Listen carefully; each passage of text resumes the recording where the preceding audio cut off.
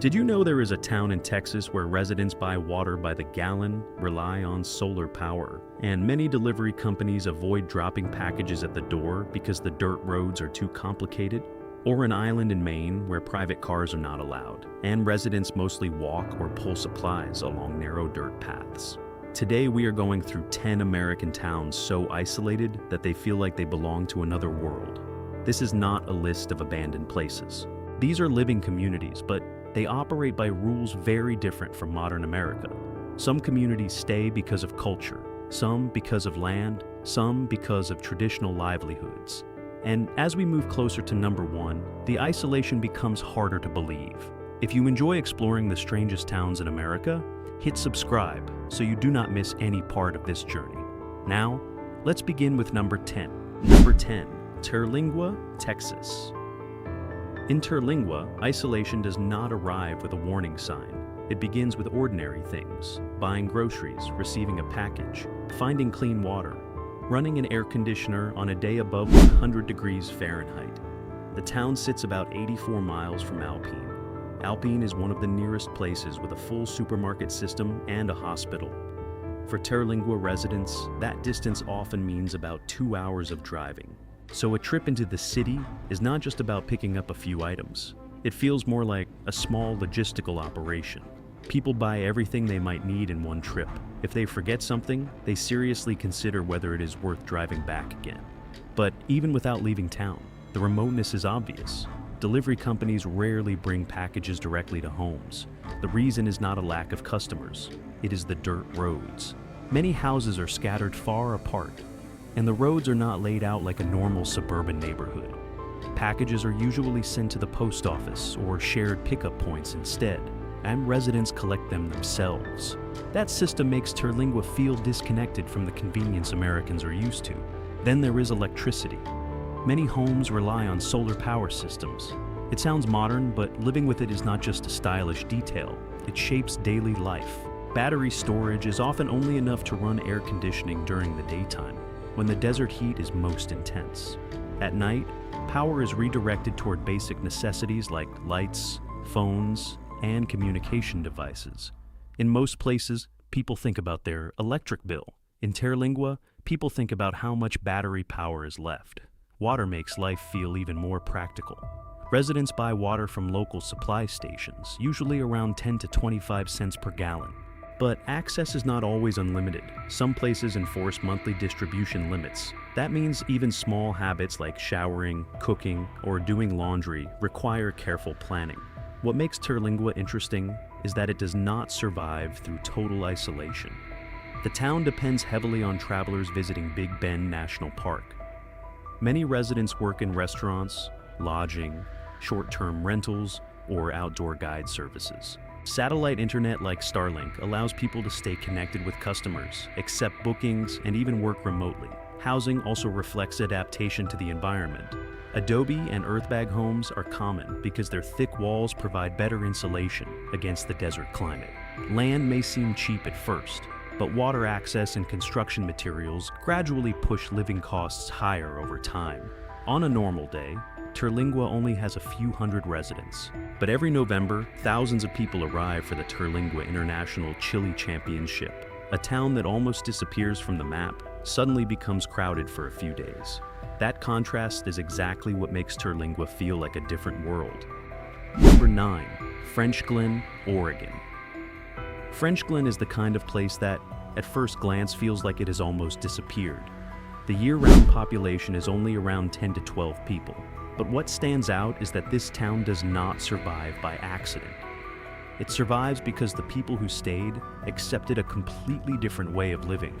Frenchglen sits in the Blitzen Valley in southeastern Oregon, at an elevation of about 4,186 feet. Around it are the foothills of the Staines Mountain and the Malheur National Wildlife Refuge. The landscape is wide open, filled with grasslands and long horizons. For travelers passing through, the area can feel peacefully quiet. But for residents, that quiet comes with a very clear reality. Almost nothing is nearby. To buy fuel, groceries, or reach medical services, residents usually drive to the city of Burns. The trip is about 60 miles. Frenchglen does not even have a gas station inside the town. Public services are limited. Telecommunications are also far less reliable than in normal residential areas. A phone call cannot always be taken for granted. A simple shopping trip has to be planned ahead. In an emergency, people cannot expect the kind of rapid response common in cities. That is what separates Frenchglen from many other small towns. The isolation here is not only about population size. It is about how a 60-mile distance changes human behavior. Residents have to know basic emergency care. They have to repair machinery themselves. They have to deal with vehicles, ranch equipment, fences, roads, weather, and small risks before those problems become serious. Oregon Route 205 is the main paved road connecting Frenchglen to the outside world. But when an entire community depends on a single highway like that, people begin to understand why self-reliance here is not just a personality trait. It is a condition for survival. At the center of the town stands the historic Frenchglen Hotel, a wooden building constructed in 1916. In a community with barely more than a dozen residents, the hotel is more than a place for visitors to stay. It acts as a social anchor where people meet, exchange news, and preserve the feeling that Frenchglen is still a real community. Most of the surrounding land is publicly managed or used for open livestock grazing. The people here accept expensive logistics and a constant inconvenience in order to maintain ranching operations spread across thousands of acres. For them, open land, cattle, family heritage, and independence matter more than urban convenience. Number 8. Acoma. Pueblo, Sky City, New Mexico. Acoma Pueblo, also known as Sky City, is not isolated because it sits far away on a map. It feels isolated because the entire village stands on top of a sandstone mesa, rising about 357 feet above the valley floor. The top covers only around 70 acres. From a distance, it looks like a small settlement fixed onto solid rock, almost untouched by time. Today, only about 30 people live year-round on top of the mesa. That number makes some people assume Sky City is slowly disappearing, but the reality is very different. The Acoma Pueblo tribe has a total population of roughly 6,000 people. Most live in modern residential areas below the valley, where daily life is more practical for work, school, transportation, and services. Sky City serves another purpose entirely. It is not meant to be a crowded residential district. It is the spiritual center of the entire community. Before the 1950s, the only way to reach the village was by climbing steep stairways carved directly into the natural rock face. That detail alone explains why this place once served as such a powerful defensive position. Nobody could simply wander into the village. Visitors had to follow a single controlled path along a steep cliff, always visible to the community above. Even today, the historic central area still has no electrical grid, no running water system, and no sewage infrastructure. Water and basic supplies must be physically carried up the mesa by residents themselves. In most places, running water is something people never think about. In Sky City, water is something that must be transported by human effort, vehicles, and careful planning. Around 300 adobe homes were built across 3 levels. The ground floors traditionally had no doors or windows. Residents entered using wooden ladders. Those ladders could quickly be pulled away to block intruders from entering. This design has existed since the 12th century, and it represents far more than architecture. It reflects how the community protected itself. Sky City operates under the authority of tribal law. Outsiders cannot freely enter the historic area without permission. Visitors must be accompanied by native guides. Photography and filming are also strictly regulated. These rules are not meant to create mystery for tourism. They are part of how the Acoma people maintain control over their own image, cultural knowledge, and sacred spaces. That is why the 30 residents living on top of the mesa are not simply the last remnants of a fading settlement. They are caretakers of ceremonies, guardians of the core structures, and protectors of the spiritual anchor that thousands of Acoma members still return to during festivals and important gatherings. Sky City is not crowded, but it still holds an entire people connected around one original center. What impressed you the most about Acoma Pueblo, also known as Sky City? Its position high above the cliffs, its centuries-old adobe architecture, or the way the community has preserved its ceremonies across generations? Leave your thoughts and personal impressions in the comments below. Number 7. Whittier, Alaska. In Whittier, the first thing that surprises people is not the snow. It is not the mountains either. It is the fact that almost the entire town lives inside one building. Whittier has a population of around 270 residents. About 85% of them live inside Baggage Towers, a 14-story building originally constructed as a military barracks. Inside the structure are a post office, a grocery store, the police department, and a medical clinic. In most towns, these services are spread across several streets. In Whittier, they are concentrated into one massive concrete structure. The reason is not just convenience. Whittier sits at the end of Passage Canal in Prince William Sound, surrounded by steep mountain terrain. The weather here is extremely harsh. The town receives around 250 inches of snow every year. Winter winds can reach 60 miles per hour. In conditions like that, concentrating residents into a single building reduces heating costs, simplifies maintenance, improves safety, and makes it easier for people to support one another. But the more closely people look, the more Whittier feels like a place designed specifically to resist isolation. The local school stands behind Baggage Towers. Students reach it through an underground tunnel system, avoiding snowstorms and freezing winds. That is not just an unusual detail. It shows how severe the weather is here, enough to change the way children go to school. Then there is the entrance to the town itself. Whittier has only one road connection to the outside world, the Anton Anderson Memorial Tunnel, a 2.5-mile tunnel. The tunnel contains only one lane, shared by both cars and trains. Traffic moves in alternating schedules. Residents are used to planning their travel around strict timing because there is no second option. Every night, the tunnel closes from 10:30 p.m. until 5:30 a.m. Once the tunnel shuts, Whittier is effectively cut off from the outside road system. If someone misses the final opening at night, they cannot request the tunnel to reopen for personal reasons. Unless it is a medical emergency, they must return to Baggage Towers and wait until morning. A rule like that changes daily life completely. Residents plan shopping trips, doctor visits, deliveries, and return times around the tunnel schedule. A simple trip can fail because of a delay of only a few minutes. In Whittier, time is not just a personal schedule. It is part of the condition for entering and leaving the town. Whittier still maintains an important economic role. The town's deep water port remains ice-free year-round, serving fishing vessels, ferries, and commercial cruise ships. That harbor keeps the town connected to maritime trade, transportation, and the sea itself. What makes Whittier unusual is that it never tried to become a typical Alaskan town. It followed a more practical path instead. From a secret military base during the Cold War, the town transformed old infrastructure into a civilian community. One building became residential housing. One tunnel became the town's gateway. One harbor became its economic lifeline. Number 6. Silver City, Idaho. Silver City is not just a small and quiet town. For half the year, it almost disappears from modern life entirely. During the summer, a few dozen people live there. But once winter arrives, usually only one or two caretakers remain to watch over the old buildings.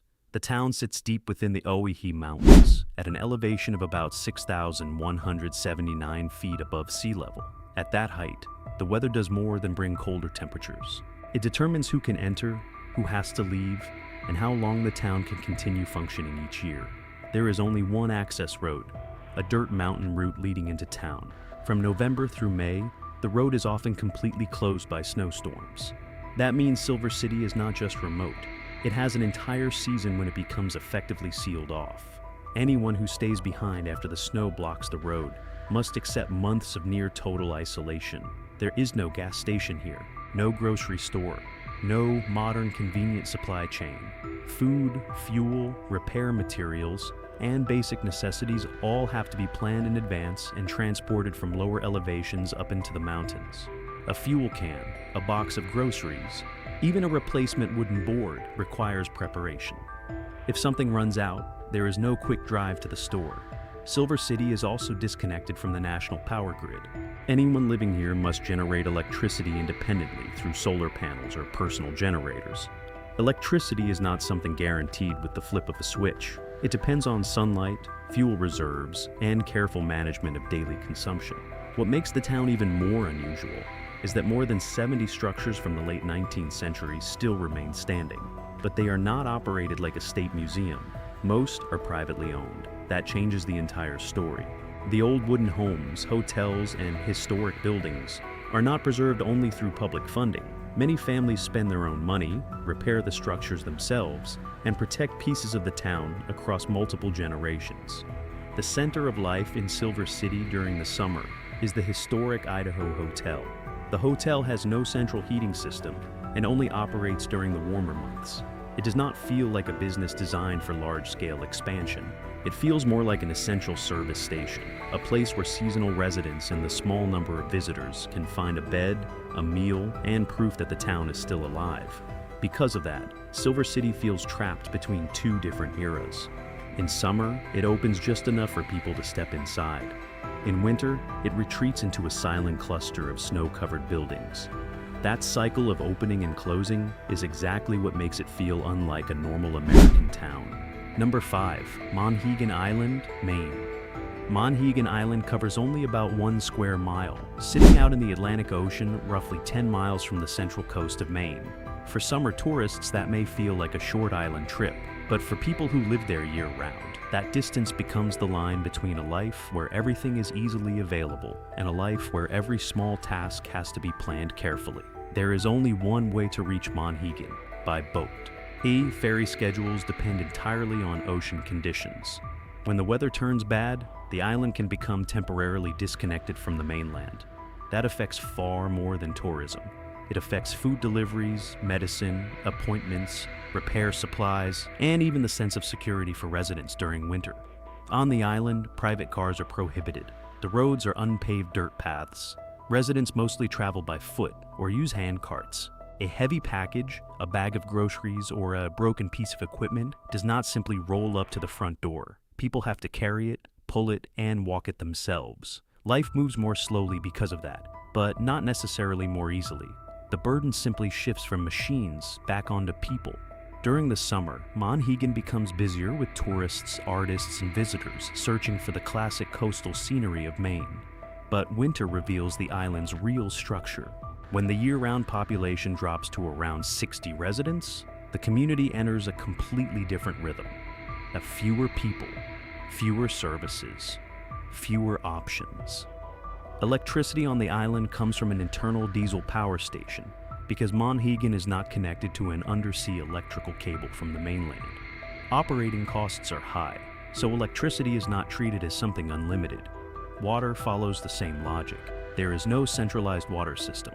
Residents rely on private wells and a limited underground freshwater supply. Here, the meaning of island is not just being surrounded by water, it is a very real limitation of resources. The island's primary economic lifeline is lobster fishing, but the fishing season is strictly regulated from October 1st through May 31st. What makes that interesting is that the season falls during the colder months, when tourism is at its lowest.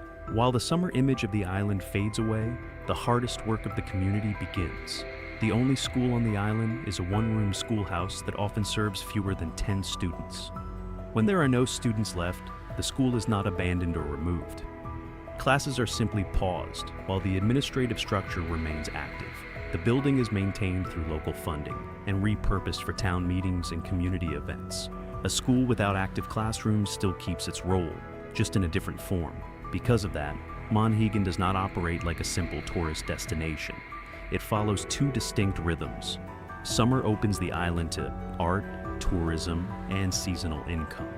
Winter pulls it inward again to protect the lobster industry, freshwater supply, diesel-powered electricity, and the small social network holding the community together. The island is not isolated because nobody comes there. It feels isolated because anyone who stays year-round must live within the island's limits. Number 4. Supai, Arizona. Supai is one of the very few towns in America where mail is still delivered by mule, not to create a sense of nostalgia, not to entertain tourists, but because the landscape simply does not allow an easier option. The village sits at the bottom of Havasu Canyon, a branch of the Grand Canyon. The area stands about 3,195 feet above sea level. Around 200 residents live there year-round, most of them members of the Havasupai tribe. From the rim above, Supai is almost hidden within layers of canyon rock. To reach it, Visitors must begin at Hualapai Hilltop and travel roughly 8 miles down into the canyon. There are no roads for regular motor vehicles, no bus routes, no typical town entrance. People reach Supai by hiking, riding horses or pack animals, or using helicopters. Every option comes with limitations. Hiking requires endurance. Horses and mules require time. Helicopters depend on weather and operating schedules, and they are not practical for everyday needs. Because of that, logistics here operate in an extremely practical way. United States Postal Service uses mule trains to carry mail, supplies, and fresh food into the canyon 6 days a week. Across most of America, delivery systems depend on trucks and zip codes. In Supai, every package must travel through a steep, narrow route shaped by the endurance of both humans and animals. What makes Supai remarkable is that it is not a temporary settlement. The village contains a health clinic, an elementary school, a small general store, and a post office. Electricity and communications are provided through utility lines running along the canyon walls. Infrastructure exists here, but it always remains under the control of the landscape. Every repair, upgrade, or transport operation demands more effort than usual. Water is the foundation of everything. Supai sits within an arid canyon region, so Havasu Creek plays a critical role in survival. The creek does not simply provide water for daily use, it shapes agriculture, settlement patterns, and the local economy. People here do not spread outward freely. They build life around the water source. The tribal government controls all access into the area. Outsiders must obtain permits before entering the canyon. These rules are not only about tourism management. They help prevent the community from becoming a place where anyone can casually arrive, observe, and leave without understanding the people who live there. The 8-mile journey itself becomes a very clear boundary. Because of that, Supai feels like a different world. Not because it is completely separated from the United States, but because entering it means accepting the rules of the canyon, the limits of water, and the traditions of an indigenous community that has preserved itself across generations. Number 3. Utqiagvik Barrow, Alaska. In Utqiagvik, isolation does not begin with a long road. It begins with the fact that there is no road at all. This town is the northernmost permanent settlement in the United States, located along the coast of the Arctic Ocean, about 330 miles north of the Arctic Circle. Around 4,900 people live here, most of them members of the Inupiat people. On a map, Utqiagvik sits near the very edge of the North American continent, but the real distance becomes clear only when people see how daily life actually functions here. There is no road system connecting Utqiagvik to the rest of Alaska. Residents cannot drive to Anchorage, Fairbanks, or any other major city. Commercial airplanes are the only year-round passenger transportation available. That means every trip outside the town depends on flight schedules, weather conditions, and high costs. Heavy cargo follows a different system entirely. Fuel, construction materials, and large equipment arrive by barge. But barge traffic operates for only about 8 weeks near the end of summer when sea ice temporarily melts. During that short period, the community must bring in supplies needed for many months ahead. Utqiagvik functions as a modern town, yet its supply chain is tied to a very narrow seasonal window. By late November, Utqiagvik enters the polar night. For around 65 consecutive days, the sun never rises above the horizon. This is not simply a stretch of cloudy weather. It is more than 2 months without true sunlight to separate day from night. Schools remain open, jobs continue. Families carry on with daily life. But the rhythm of the town depends on clocks, artificial light, and personal discipline rather than natural daylight. Under those conditions, mental resilience becomes part of the infrastructure itself. Residents learn how to maintain sleep schedules, work routines, and community stability, while living without the natural signals most people rely on elsewhere. The endurance here is quiet. It appears in ordinary acts like waking up on time, taking children to school, going to work, and keeping life from drifting out of balance. The ground itself creates another challenge. Utqiagvik is built on permafrost, permanently frozen soil. Winter temperatures regularly fall below -20 degrees Fahrenheit. Homes must be raised on pilings. Water and sewage pipes are insulated, and run above ground instead of underground. The town survives by adapting to land that cannot be treated like normal Earth. The traditional livelihood of the Inupiat people remains visible through the hunting of bowhead whale. The hunt operates under special federal quotas reserved for indigenous communities and cannot be commercialized. The whale is a food source, but it is also a foundation of cooperation. From the hunt itself to processing and distribution, every step depends on discipline and collective coordination. Utqiagvik does not survive because life is convenient. It survives because people prepare carefully, share resources, and learn how to live within some of the harshest limits in America. If you could visit Utqiagvik just once, what would you want to experience the most? The polar night, the Arctic Ocean coastline, or the daily life of the Inupiat people? Write your choice in the comments below. I'm curious to see what most people would pick. Number 2. Kaktovik, Alaska. Kaktovik sits on Barter Island along the Beaufort Sea on the northern edge of Alaska. The village lies about 400 miles north of Fairbanks and inside the Arctic National Wildlife Refuge. On a map, it looks like a tiny settlement pressed against the Arctic coast. But the way the community functions makes it feel less like a normal village and more like a place that must plan an entire year ahead just to survive the winter. The population is around 250 people, most of them members of the Inupiat people. There are no roads connecting Kaktovik to the rest of Alaska. Nobody can simply drive there. There are no highways, no freight trucks passing through, and no easy option if residents suddenly need to leave. For passengers, small aircraft remain the primary form of transportation throughout the year, but airplanes only solve part of the problem. Large supplies such as fuel, vehicles, and heavy construction materials must arrive by barge. The challenge is that the shipping route opens only for a few weeks near the end of summer, when ocean ice melts enough for vessels to pass. That window is extremely short. If the community miscalculates heating fuel, misses essential supplies, or loses a major shipment, the village could enter winter with shortages that are difficult to replace. Winter in Kaktovik leaves little room for mistakes. Temperatures regularly fall below 0 degrees Fahrenheit. Under those conditions, fuel is not simply a utility expense. It is safety itself.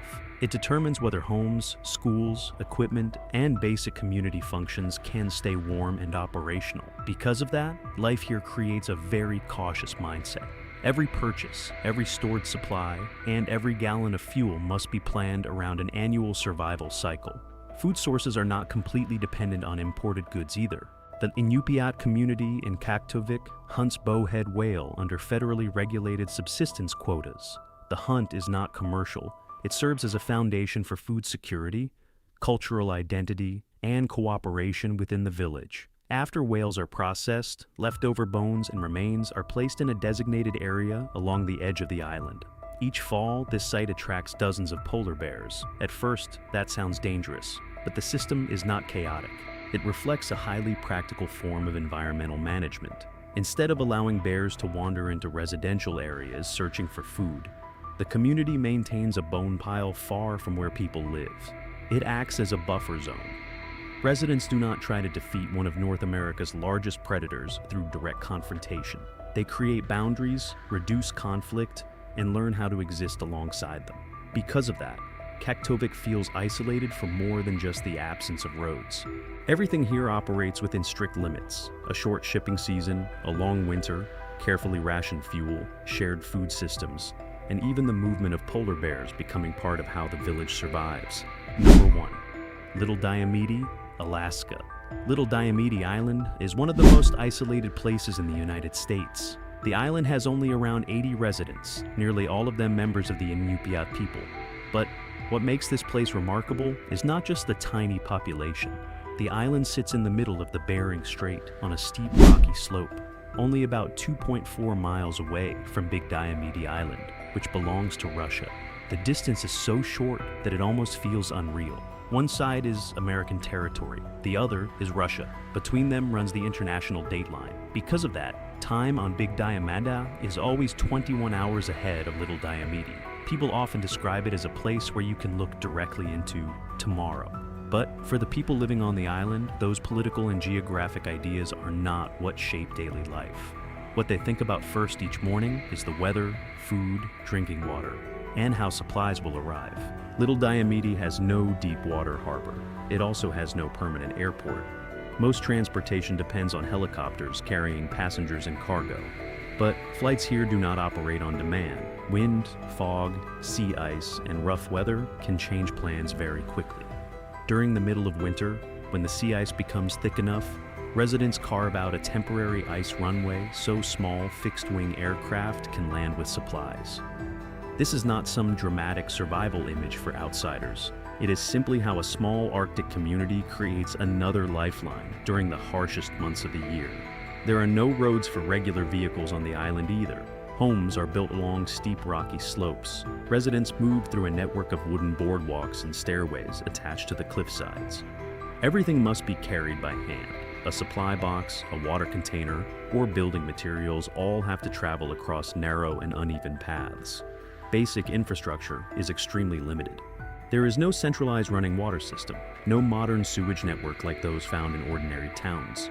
Residents carry fresh water themselves from mountain springs and rely on dry toilets commonly known as honey buckets. Here, water is not something that appears when a faucet is turned on.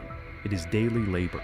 The island's core food supply depends on subsistence hunting of marine mammals such as walrus, seals, and polar bears, along with harvesting red king crab. That way of life demands intense cooperation. On the icy waters of the Bering Strait, no individual can manage alone. The entire community depends on one another, from hunting to food sharing. Little Diomede sits beside Russia and beside tomorrow. But real life on the island revolves around much closer realities: water, meat, ice, wind, and responsibility toward one another. That is what makes the island feel separated from the rest of America in a way few other places do. Looking back at these 10 towns, what stands out is not just how remote they are. What matters even more is how people still find their own rhythm of life in places that seem almost impossible to stay. Some are separated by ice and snow. Some sit at the bottom of a canyon. Some have to wait for ferries, helicopters, melting sea ice, or carry every gallon of water by hand just to survive. In my view, these communities should not be seen as the backward parts of America. They reveal a very clear lesson. Convenience is not always the only measure of a meaningful life. Sometimes what keeps people in place is land, memory, family, culture, and the right to live in their own way. If you had to choose one place on this list to stay for a week, which town would you pick? Leave your thoughts in the comments below.